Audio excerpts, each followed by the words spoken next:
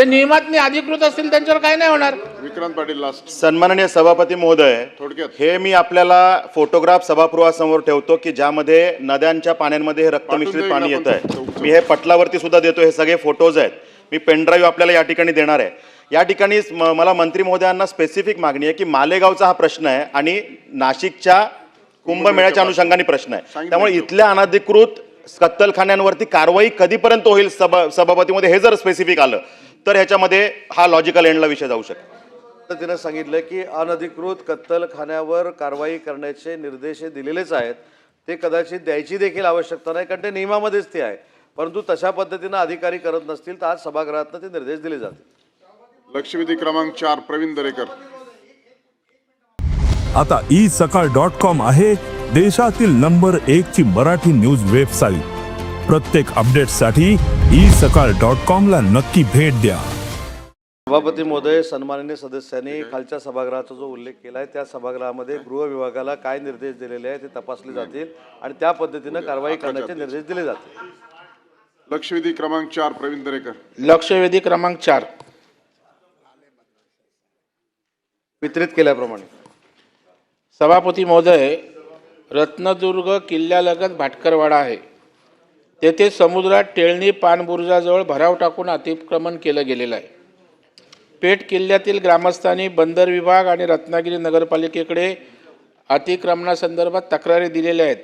कुठल्याही प्रकारची कार्यवाही झालेली नाही आहे. पोलीस निरीक्षकांनी सभापती महोदय बैठक घेतली तरी कारवाई झाली नाही. श्री भगवती मातेचं मंदिर आहे तिथे. बुरुजाला आजूबाजूला माती दगडांचा भराव टाकला आहे. अनधिकृत घरही उभारली गेलेली आहेत. मंजूर रस्ता होईल तेव्हा हे अतिक्रमण काढलं जाईल. मंजूर रस्ता होईल तेव्हा असं प्रशासनाकडून सांगण्यात आलं आहे. हा बुरुज आणि परिसर बंदर विभागाच्या अधिकार क्षेत्रात येत असला तरी रत्नागिरी पालिकेची जबाबदारी आहे. सभापती महोदय, शासनानं 2 गोष्टी त्यांच्या निवेदनामध्ये मान्य केलेल्या आहेत की बुरुजाच्या पायवाटेवर अनधिकृत बांधकाम आढळून आले आहेत आणि राजापूर नगर परिषद हद्दीत मजारीचे बांधकाम केल्याचे आढळून आलेलं आहे. म्हणजे शासनाने सांगितलेल्या आहे, दोन्ही गोष्टी मान्य केलेल्या आहेत. मग माझा प्रश्न असा आहे की आता नगर परिषद कुणाच्या आदेशाची वाट पाहते? नियम घालून दिलेले आहेत. प्रचलित नियमाप्रमाणे अनधिकृत बांधकामं का काढली नाहीत, त्याला जबाबदार कोण? हा पहिला प्रश्न. रस्ता मंजूर झाल्यानंतर अतिक्रमण काढली जाशील असं ज्या प्रशासनाकडून सांगून दिलं, तुम्ही काय सांगायचं प्रशासन काम करतं, बोलतं आणि करत नाही, तर त्यांच्या विरुद्ध सरकार काय कारवाई करेल? ही सर्व अतिक्रमण किती दिवसात काढली जातील आणि अभय देणाऱ्या अधिकाऱ्यांवर आपण काय कारवाई करणार? देश विदेशातील प्रत्येक घडामोडींचे लाईव्ह अपडेट मिळवण्यासाठी आता साम टीव्हीच्या सर्व सोशल मीडिया प्लॅटफॉर्मला लाईक, फॉलो आणि सबस्क्राईब करा.